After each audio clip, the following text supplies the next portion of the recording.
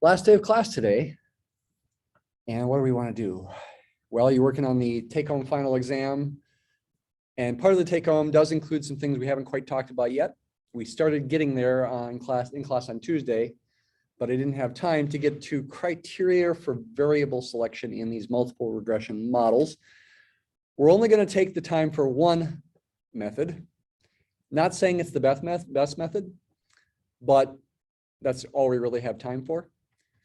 In this section, section 12.7, there are various methods used. Something called the forward selection method, where you're sort of building your model up from simpler models. The backward selection method, where you start with the more complicated model and you go backwards and try to make it simpler. Something called the stepwise method. There's some other criteria in here: maximum R squared method, Mallow's CK statistic, Press statistic, etc. We're only going to do the forward variable selection method, okay? Just for the sake of time. So what does that mean? That means we're going to have to be thinking also about a certain kind of hypothesis test where we are comparing what's called a full model to a reduced model. This is what you'll see on page 476 if you want to turn there. The full model is the bigger model. That's where you've got K predictor variables. You can also call them explanatory variables to predict the mean of Y. And you're wondering, can I get away with fewer variables? Can I get away with M variables where M is smaller than K? Keep that in mind here. M is smaller than K. And we do a hypothesis test. The hypothesis test is this. The null hypothesis is that the smaller reduced model is appropriate. And we give that the benefit of the doubt. We don't want to have to reject that unless we've got good evidence to reject it.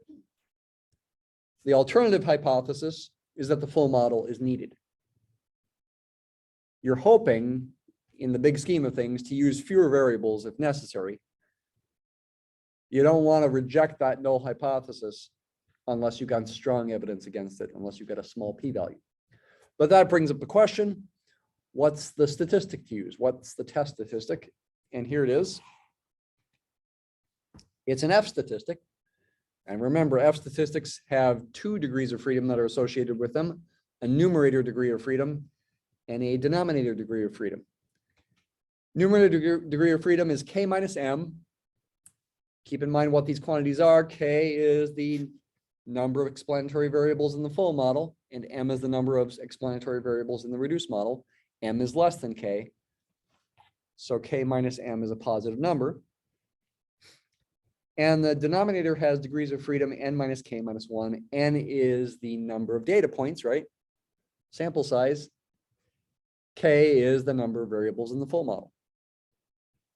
It's computed as a ratio. The denominator ratio is a little bit simpler. Ratio of ratios, the one on the bottom here is SSE sub F. That stands for full model. So this is the sum of the squares of the errors in using the full model to make predictions. Errors is synonymous with residuals, divided by the degrees of freedom for the denominator. And the numerator is also a fraction where you divide by the degrees of freedom for the numerator. But the numerator in the numerator is a difference of SSEs. SSE sub R means sum of squares of errors for the reduced model. And again, SSE sub F means sum of squares of errors for the full model. So you've got to do effectively a regression analysis, get an Anova table effectively for both the reduced and full models to get these numbers. Okay, certainly that can be done in a spreadsheet. We'll see how it can be done. We'll try to see if we can do it in Mathematica and R as well. Okay. So let's start now looking at the forward selection method. They're doing a hypothetical example here without numbers. Effectively, in the first step, you're wondering whether you should do regression at all. And if so, which variable should you use? You're looking at all three models here based on all three explanatory variables. And you're wanting to test one of them against the null hypothesis that you need regression at all. This null hypothesis is that the mean can be predicted as a constant. It doesn't depend on any variable at all.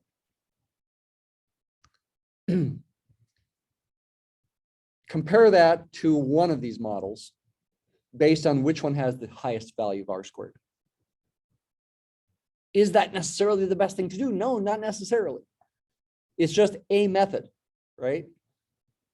These methods have their strengths and their weaknesses. We're not getting into those strengths and weaknesses, right? We're just trying to do the method. If you need the method on the job or to choose one of these methods, you'd want to look more deeply into their strengths and weaknesses. This is a mixture of art and science, like I said the other day. So let's go ahead and do that with the home price model again. So we'll go back to the spreadsheet here to start off with. Remember what our goal is, as always, has been to predict the price from knowledge of these quantities: square footage, number of bedrooms, number of bathrooms. Garage again means the number of cars it can hold, and the zip code is a categorical variable, last digit in the zip code there. We did at the end of class on Tuesday try to start the variable selection process, but we weren't real formal about it in terms of doing hypothesis testing. Let's go ahead and compute the correlations between price, square footage, price, bedrooms, price, bathrooms, price, number of garages. I think I'll skip the zip code one since it's categorical, and see which one has the highest R squared value. Let's go ahead and let's do the approach that is described in the book with the forward selection method. We can just do that with equals coral, right? We're just after correlations, and effectively, we could square them, but we don't actually have to square them. Well, they're all going to be positive. Let's get rid of those and just label them here. So R for square foot versus price. Excuse me. R for bed versus price. R for bath versus price. And R for garage, or I'll just call it car versus price here, because it really means the number of cars the garage can hold if there is a garage.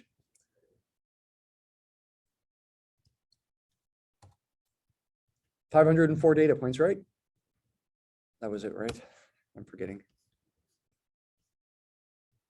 Yes, 504 observations. The labels are in row 1. So equals correl. It doesn't matter when you do correlation which variables X and which variables Y. You can do it in either order. I'll try to stay consistent though. So for the square footage versus price, square footage is in column C. I'd want to do C2 colon C505. That'll be 504 data points. And then the price is in column B, B2 through B505. If I did it in the other order, I'd get the same correlation.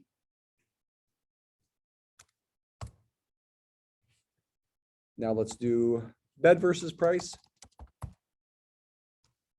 That is in column D. Price is in column B. Bath versus price. Bath is in column E.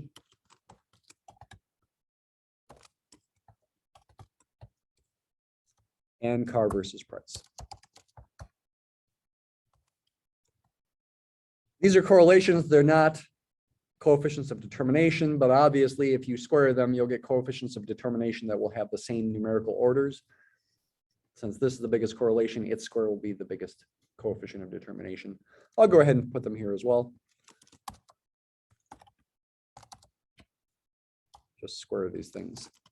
That is still informative in telling you, for example, when you build a model based on predicting price from square footage, since R squared's about 78%, you would say about 78% of the variability in the price is explained by the square footage. Does that make sense? I said that before. That's something, I guess I'm not explicitly testing you on the final exam, but it really is something, a practical thing you should know for the future. R squared converted to a percentage is described as giving you the percent of the variation in Y that is explained by variation in X, explained by the regression equation. The other 22% is explained by randomness, variability about the regression line. On the other hand, with number of cars, only 26% of the variability in the price is explained by the number of cars the garage can hold, including 0 cars if there is no garage. So the method with the forward selection method says, pick the variable that's got the highest R squared as your initial explanatory or predictor variable. So that's going to be square footage, just like would be the most intuitive. That seems the most intuitive, that square footage would have the tightest correlation with price. Now we got to do our test. What are we testing? We've done this kind of test before. We talked about it at least. We're testing the null hypothesis, really. Well, you could describe it, we've described it before as beta 1 is 0 versus the alternative that beta 1 is not 0. That's the way we described it before. The way we're describing now is different but equivalent.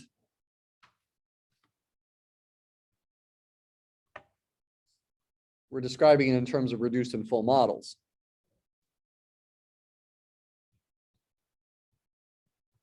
We're using beta 1 though. We're thinking of square footage as being the first variable.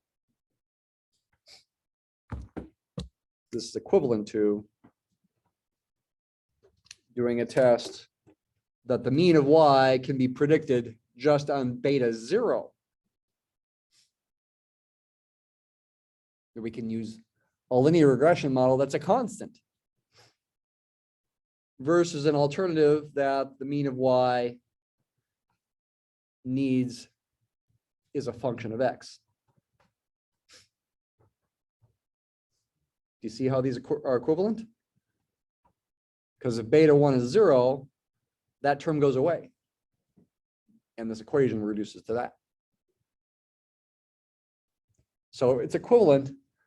These tests are equivalent, and it really is the same test statistic. Back earlier in the chapter,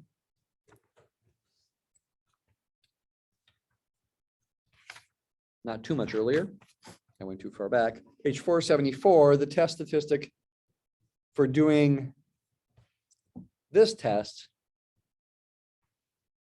is this, and it's an F statistic. It's not labeled with an F, but it is. And this thing is computed in the Anova output.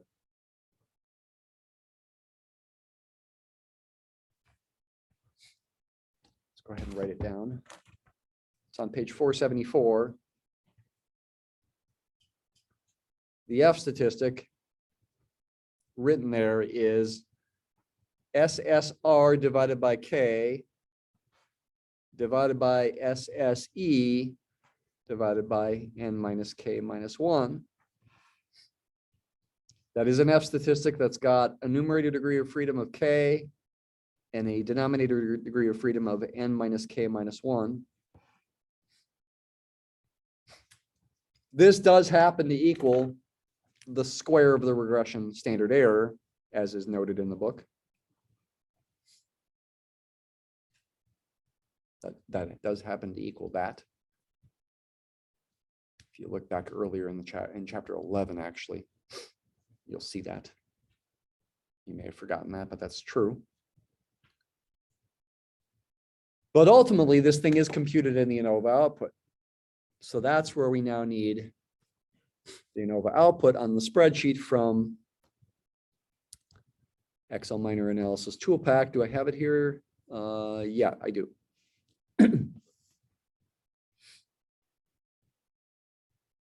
There, by the way, is R squared, about 78% like we saw. These are the SS's that are part of that ratio. That's SSE because it goes with residual. This is SSR. This R doesn't mean residual here, it means regression effectively. This thing is SSR. I'll remind you before we go ahead and look at the spreadsheet result, the formulas for these things. SSE, it's good to recall, is the sum of the squared residuals. We could write it like this. It's good to remind ourselves of everything because there's just so many formulas. That's the same as this sum of squares right there, because those are the residuals. SST, T stands for total. E stands for error, with it, which is again synonymous with residual. We've also called SSYY is a sum of squares as well, but subtract the mean of the y's instead of the predicted values of the y's. And this is related to the standard deviation of the y's. If you took this quantity and divided by n minus 1 and took the square root, that would be the standard deviation of the y's. SSR, you could just define to be SST minus SSE, but it also does end up being a sum of squares. That takes proof. It turns out to be this sum of squares, the sum of squares of the differences of y hat with y bar, yi hat minus y bar. That's what it turns out to equal, though that takes proof. Measuring the variability of the regression predictions from the mean of the y's rather than from the observed values of y. So you can think of it either way. That's what SSR is. The R here, people typically think of as standing for regression, not residual. Anyway, we can use the technology to compute these things. These things are in the spreadsheet output. Again, this is SSE right there. This is SSR. This is SST. These numbers are labeled MS, mean square. The M stands for mean. It's kind of like a mean. Yeah, we are taking these numbers and divide by the corresponding degrees of freedom. And that's what is being done in this formula. Taking those SS's and dividing by the corresponding degrees of freedom. When we're doing just one explanatory variable, the square footage, K is 1. So the first SSR gets divided by 1. And n minus k minus 1 would be 504 minus 1 minus 2 ultimately. It's 502. 502. So yes, this divided by 1 is itself. This divided by 502 is this. And then the ratio of this divided by this is the F statistic, 1798. Very, very large. The p-value is essentially 0. We could definitely say, reject this null hypothesis in favor of the alternative. The spreadsheet assumption is that it's computing the p-values based on a two-sided, but of course you could always convert that to a one-sided p-value by dividing by 2, since you convert to a two-sided from one-sided by multiplying by 2. And this F statistic that we get here in the output and the corresponding p-value also is what you would use to do this test because these are equivalent. Though we should probably make sure we believe that when we look at this formula that we looked at 10 minutes ago. Are these really the same? Think about the bottom first. SSE for full model. What is our full model? Our full model has one variable here. The reduced model has 0 variables. K is 1. This is the regular SSE. Divide by n minus k minus 1. N is 504. K is 1. We are dividing by 502 again. Is the numerator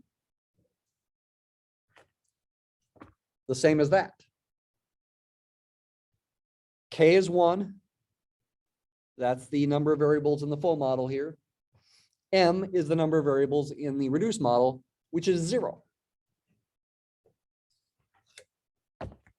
No variables there. This is the reduced model. This is the full model. M is 0. So we are dividing by k minus 0. We are dividing by k, which is 1, which is what we did in the spreadsheet. But is this thing, that difference, is that the same as SSR? Yeah, because it's this difference for this situation. SST minus SSE, because SSE sub F is SSE, and SSE sub R, the sum of squares of errors for the reduced model, is SST.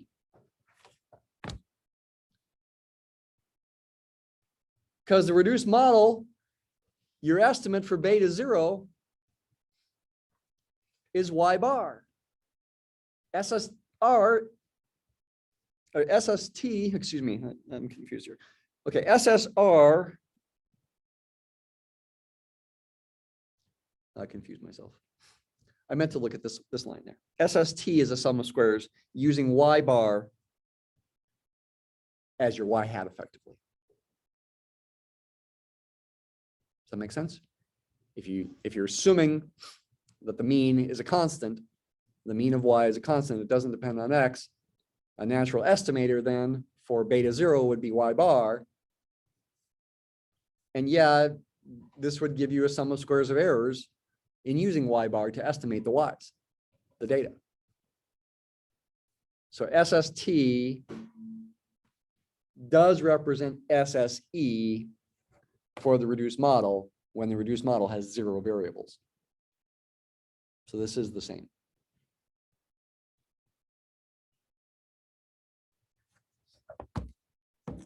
All right. So that's our first step of the forward selection method. We've done the first step, and we've ended up rejecting the null and saying the full model is needed. Go to the second step. Using the variable you've already chosen, in our case, the square footage, consider all possible 2-variable models where square footage is one of them. Square footage in bedroom, square footage in bathroom, square footage in the number of cars is what we would want to do. They only wrote 2 here, but we would want to do 3 and find the value of r squared in each. The value of r squared for those cannot be found with equals correl, because correlation can only be done between 2 variables, not between 3, not between a y and say the price and say square footage and bedrooms, for example. So if we're using a spreadsheet to first find the value of r squared before we do the hypothesis test, we got to get the Anova output for all possible models, 3 of them in our case. Not super pleasant.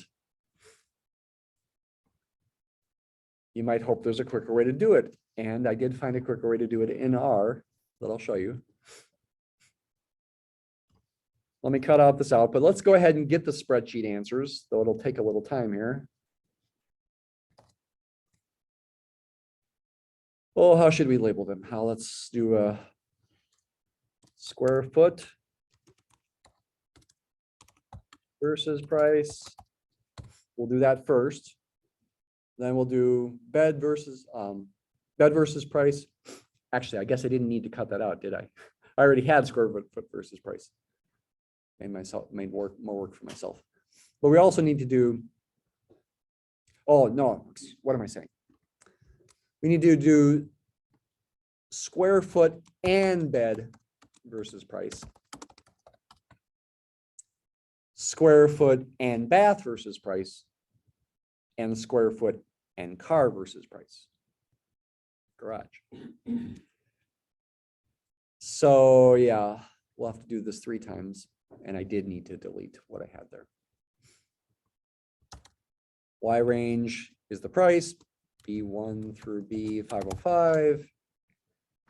We're doing square foot and bed first. So the X range is C1 through D505.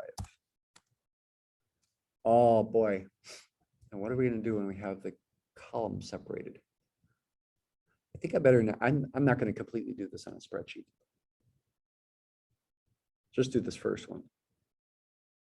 So I'm including both square footage and number of bedrooms here, both columns C and D.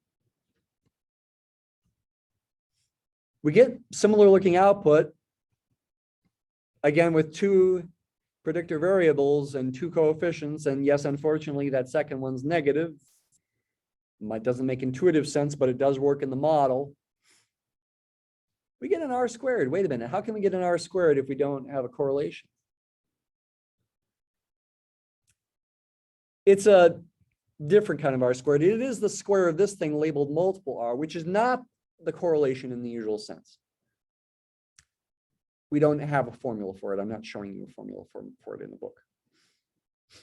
But this multiple R and its square is a measure of the strength of the multiple linear regression model. In this case, when we're using 2 variables, it is again close to 0.782. It seems like it's the same. Is that the same as the other one was? It's very close.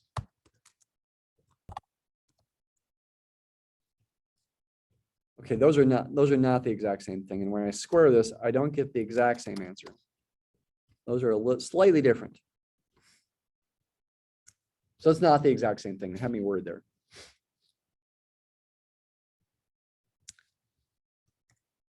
When we include both of these variables, the overall strength of the model, you could say, is described by this number, 78%. About 78% of the variability in the prices is explained by the model. That includes 2 variables in this case. Yeah, I could do this for square foot and bath versus price. I could also do it for square foot and car versus price. But again, because these columns are separated, as far as using Excel minor, it could get funny. I'm not quite sure how to do it without copying and pasting columns in various spots. Maybe you can do it. So let's try to do it in R now.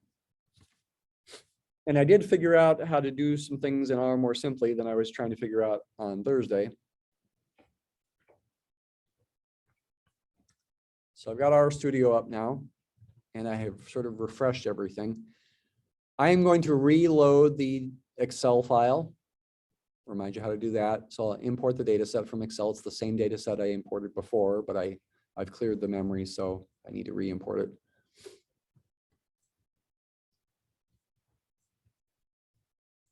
Home price data. And it's fine to import as is. I mean, I could convert these to characters, and that's probably best, but it won't be necessary as far as what we do. Import it. Okay, it's in there. Notice in our studio here, in this area up here, this is a text file. This is just a file showing you a picture of the data, effectively. You can't do any text in here. We're working in this file. The console shows us the output, and we can make plots over here. So I've got the home price data in there, stored in this area here. It's in the memory. as what's called a data frame. If I want to store individual variables, for example, as vectors, say, one way to do it is to use a backwards arrow and then type home price data and it'll show up again here. And then a $sign and price. I showed you this before. I think I did it with an equal sign before. You can also do it with a backwards arrow. Storing effectively the first column of the data frame into a vector, you might call it, that I'm calling price. Control return for entering that. You can see it's over here now. There's 504 numbers in it. Could do square foot. I'll do it with an equal sign this time. That maybe I shouldn't use the exact. Maybe I shouldn't use the exact same word there. Well, maybe it looks like it's working. That's entered. Bed, again, equal sign or backwards arrow. Bedrooms, and let's just do bath. Oh, I guess we have to do cars too. Bath.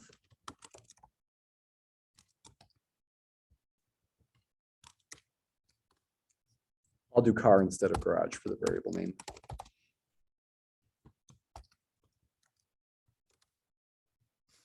It's garage there. Okay. So my goal now is as quickly as possible to compute the value of R squared when I do multiple regression for where the explanatory variables are square foot in bed or square foot in bath or square foot in car.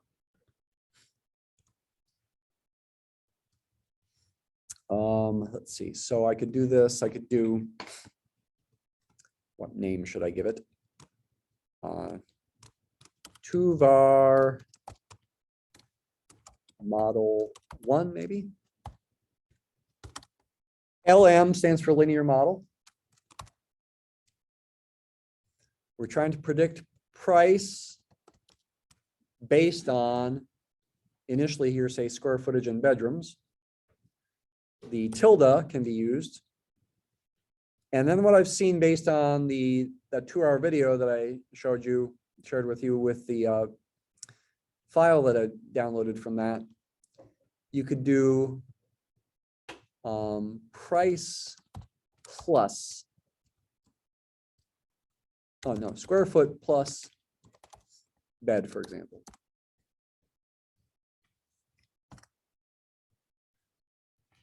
It doesn't like that symbol, unexpected symbol in 2var. Maybe it doesn't like a 2 at the beginning.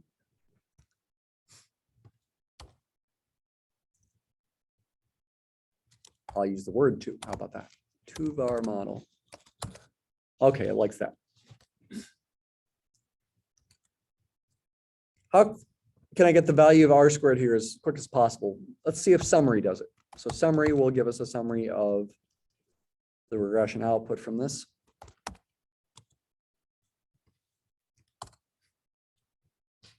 What you want to look for down here is multiple R squared. There it is. That's the 78.2% that we saw in the spreadsheet. Let's go back up here and do 2var model 2. Change the 1 to a 2. All right, this is just a text file, so I can make changes up here, no problem. Change bed to bath.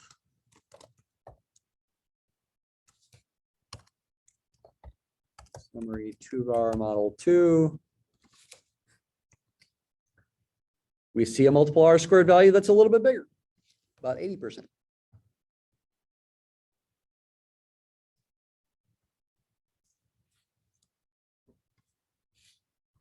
And let's try using square foot and car.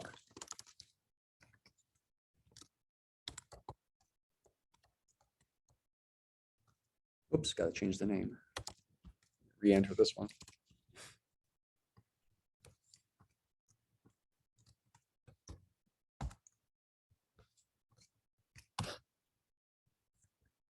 Okay, they're all relatively close in their multiple R squared value. And that's making me think, you know, the fact that we choose the one with the biggest R squared value is almost an arbitrary choice because they're so close together here. In reality, when you're doing this model building, if you get multiple R squared values that are pretty close together, it probably doesn't matter which one you choose.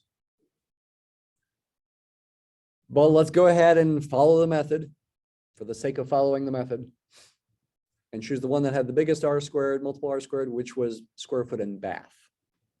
Right, that was the one with the biggest. Re-enter this. Yep, that's the 0.8. Down there.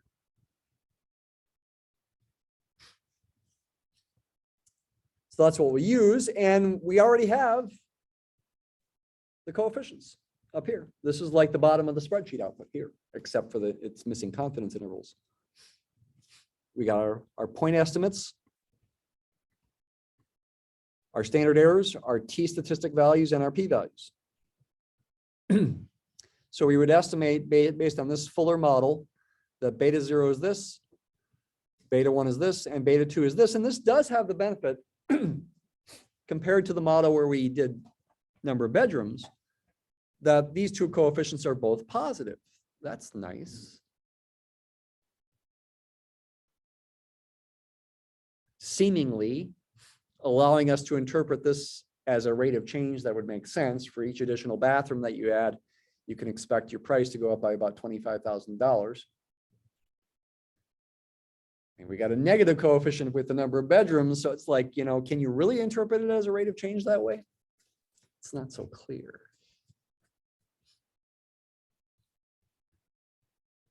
These standard errors represent estimates for standard deviations of sampling distributions for what you'd probably label B1 and B2, not beta 1 and beta 2, but Bs, because they would be statistics. Here are t-statistics from you'd get from testing the null hypotheses that, well, in this case, beta 1 is 0 versus it being non-zero with a very tiny p-value. And this one for beta 2 being 0 versus not, with still very tiny p-value, though not quite as tiny. The F statistic for the overall model is in here too, down here. At least it's p-value. Okay, the F statistic value is about 1,003. The numerator degrees of freedom is 2. The denominator degrees of freedom is 501. 2 is the K here, right? Number of variables. 501 is 504 minus 3. N minus K minus 1 is 501 now, because it's N minus 3. And the p-value is microscopic. Forgot if I mentioned this or not. In the spreadsheet, when you do, I guess it was what I deleted here. When you do regression with a single variable, the p-value that you get for the slope ends up matching the p-value you get for the F statistic when you've got just one explanatory variable. I don't know if I mentioned that before. Here, when you got 2 or more explanatory variables, it's not necessarily true. I mean, yes, 0 does match 0, but I bet if you had and went out far enough to find out what microscopic numbers these are, they're not the same.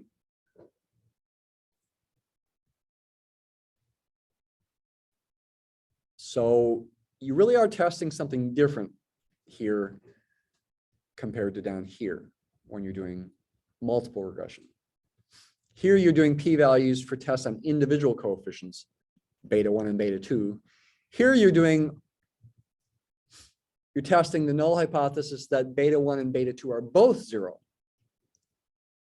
versus the alternative hypothesis that at least one of them is non-zero. So it's a different test.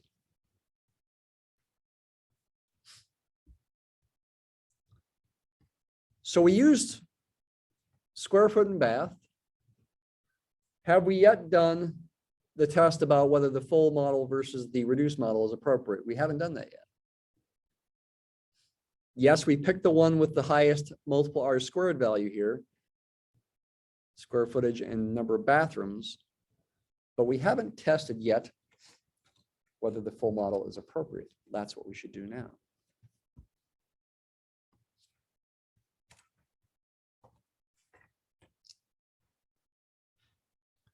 So I want to test the null hypothesis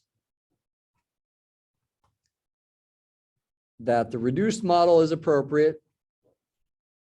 We're now going to put an X1 there. Maybe I should have put an X1 before. This is our new reduced model, where X1 does represent square footage.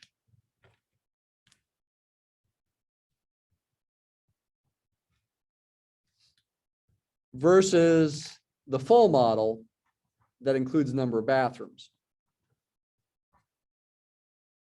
And if I'm going to be consistent with my previous labeling for variables, square footage first, number of bedrooms second, bathrooms third, cars fourth, I'd want to use a subscript 3, beta 3, x3. This is our full model here.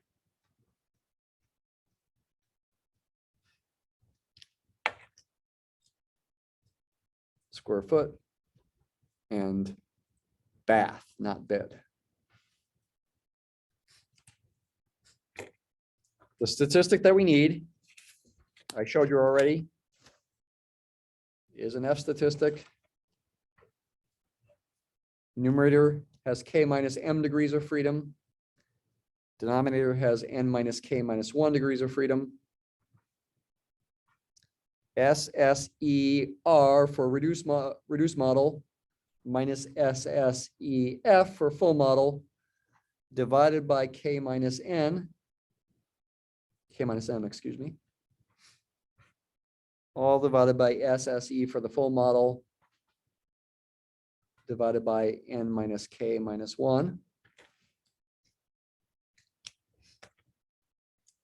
For our example, n is 504.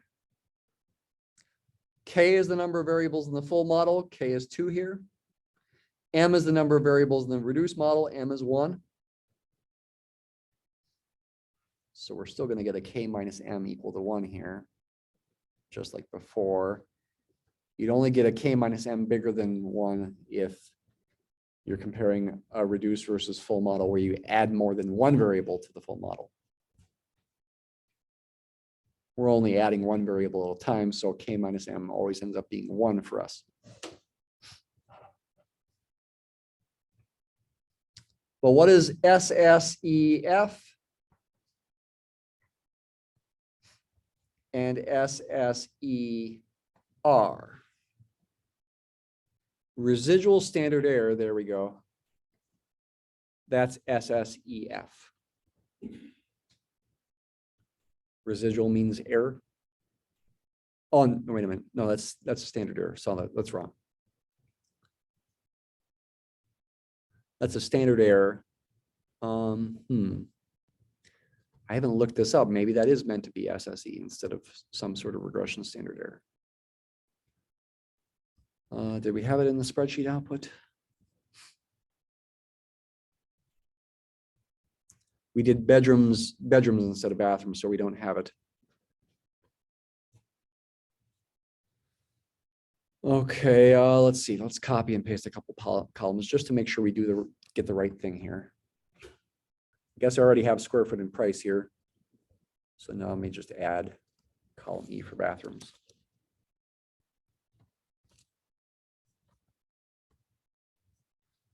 Okay, so SSE for the full model is going to be this number.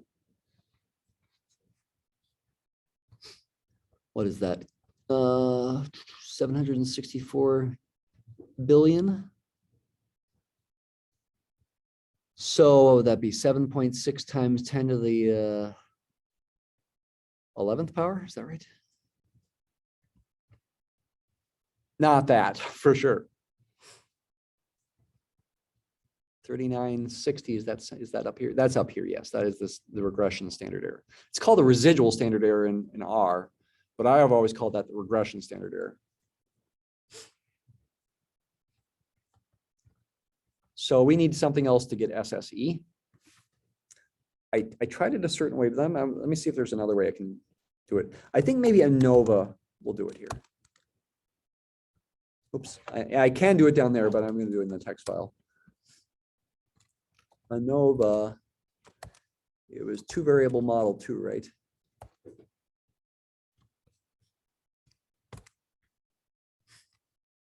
There we go. This actually separates the sum of squares into more components than the spreadsheet does. The one we're interested in is this one, 7.6 times 10 to the 11th. But it's actually also, with regard to the regression sum of squares, separating it into 2 components, whereas the spreadsheet doesn't do that. For SSR, the spreadsheet just writes one number there. About 3 times 10 to the 12th, I guess, which should be the sum of these 2 numbers, 2.99 times 10 to the 12th and 7 times 10 to the 10th. Should be, yeah, that makes some sense that would be close to 3.1 times 10 to the 12th or so. If you want confirmation, let's try it with a calculator. 2.9894 times 10 to the 12th, add 7.0257 times 10 to the 10th. Should be like around 3 times 10 to the 12th. 3.06 times 10 to the 12th, yeah. 3.06 times 10 to the 12th is what we have there. So yes, the spreadsheet just writes the regression SS in terms of an overall number that is the sum of these 2 numbers. These 2 numbers are more clearly identifying variability in the prices based on using square footage to predict the price and using square bathroom to predict the price. And it's predicting more variability from the square footage. Not quite sure how to the best way to interpret that there. I guess that you would say that is telling you the square footage is doing better than the bathroom prediction. But I have to look into it more to make sure. This is only from randomness there for the residuals. But this is SSE for the full model. What's SSE for the reduced model? If I try to do it quickly in R, I guess I could do something like this. I think I could combine these commands. I could go Anova, LM, price, tilde, square foot. Should be able to just do a 1-line command like that. SSE for the reduced model would be this number. Let's write those numbers. I'm going to write those numbers down now. So SSE for the full model was up here. 7.6445 times 10 to the 11th. And SSE for the reduced model is about 8.347 times 10 to the 11th, a little bit bigger for the reduced model. Is that predictable? That the reduced model would have a bigger SSE? Well, according to the formula that we're about to use, it would be. Without explaining why, I mean, this formula's got this difference up here. It's got to be positive. And it is, because SSE for the reduced is bigger than the SSE for the full. Now, if there's a good intuitive explanation for that.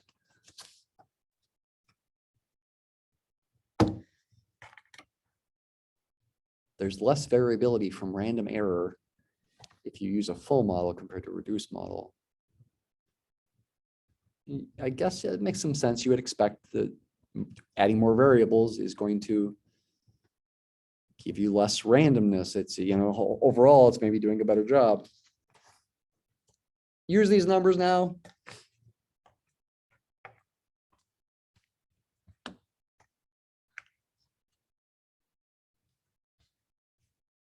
Up here, I'm just going to divide by 1, so I only need the difference.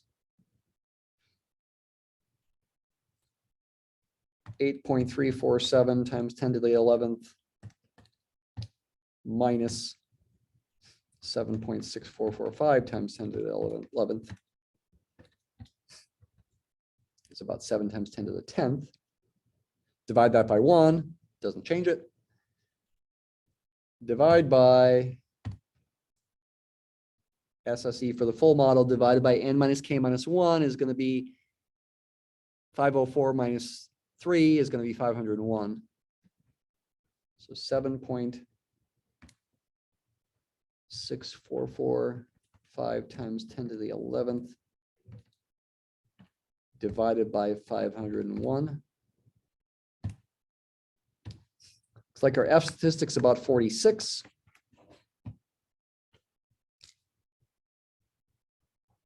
Pretty large. I'm sure the p-value is pretty small.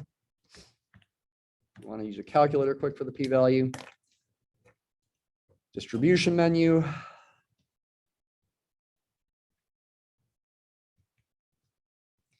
FCDF.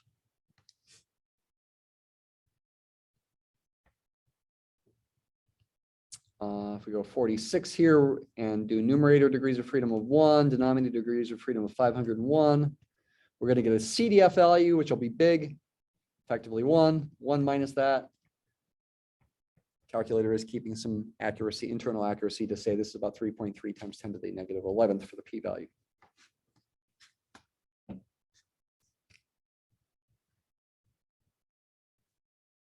Small, reject the null. Reject the null of using the reduced model, so use the full model.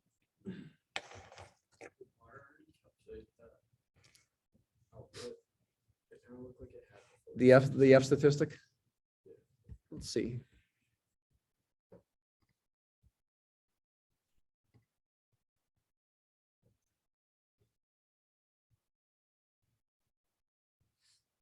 Where would it be? Right up here? There's 1,003. This is below on the Anova for that. That's 46.05. That's the F value. I don't see where you're talking about. Anova. Oh, right here? Yeah.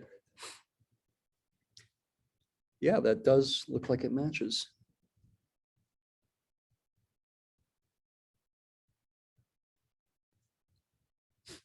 So it looks like by separating these out, they do have the F value that we need there. Not positive if that'll always happen if we say add a third variable. And that would be the next thing to do. Try to add a third variable where you don't have enough time to actually do it together. Maybe we could at least, or maybe we can. Let's see. I mean, I'm not comparing our squared values here. So we are using Bath.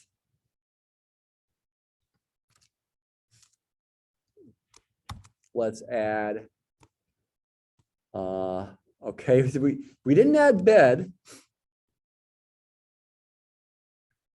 to square footage. We added Bath instead because we had a higher R squared value with Bath.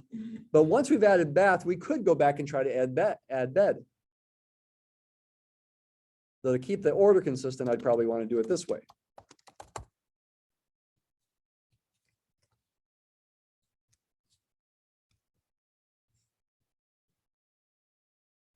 The Anova table. So the R squared is not in there. Could also try summary.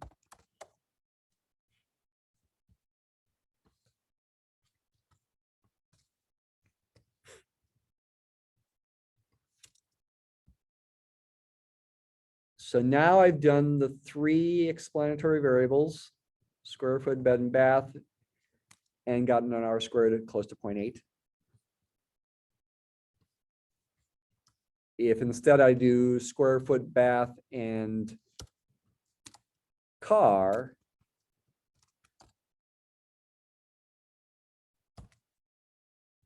I get a slightly bigger R squared value. So instead of you adding bed to the model after you've added bath, it's better to add car. And possibly in the next test, this might be the F value that we need to reject the reduced model. The p-value is still small, so it looks like we'd still reject it. And then we would add bed, because that's the only variable left, ignoring zip. So it looks like, ignoring zip at least, we want to add all the models according to this forward selection method. Now, again, I'm not saying the forward selection method is best. There are lots of methods for designing your model. And as a user of advanced statistics on the job, you'd want to look into details about those things.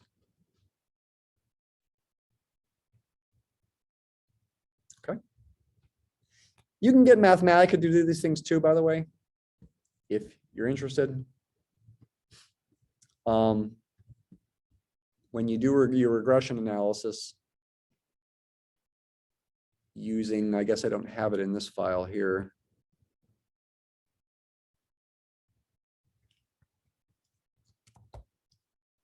Using linear model fit, excuse me. Actually, I'm forgetting what you need to plug in into that when you've got more than one explanatory variable.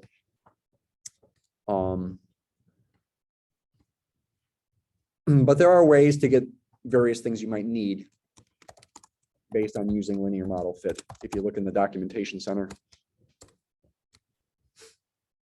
and look at under options, there are all sorts of things you can do once you've stored something based on using linear model fit. You can get, for example, an Anova table. And there's examples you can find, and you just copy and paste what you see. You can get F statistics, you can get P values, you can get down here, you can get a correlation matrix. How about that? A covariance matrix, which is what we talked about. Parameter confidence intervals for beta 0, beta 1, beta 2. That would be what that's for. Testing, P values, T statistics. Just look for examples in the documentation center if that's what you prefer doing, if you prefer using Mathematica to get some things instead of R. You might want to try it both ways, see if you can get the same answers. All right. See you on the final exam time.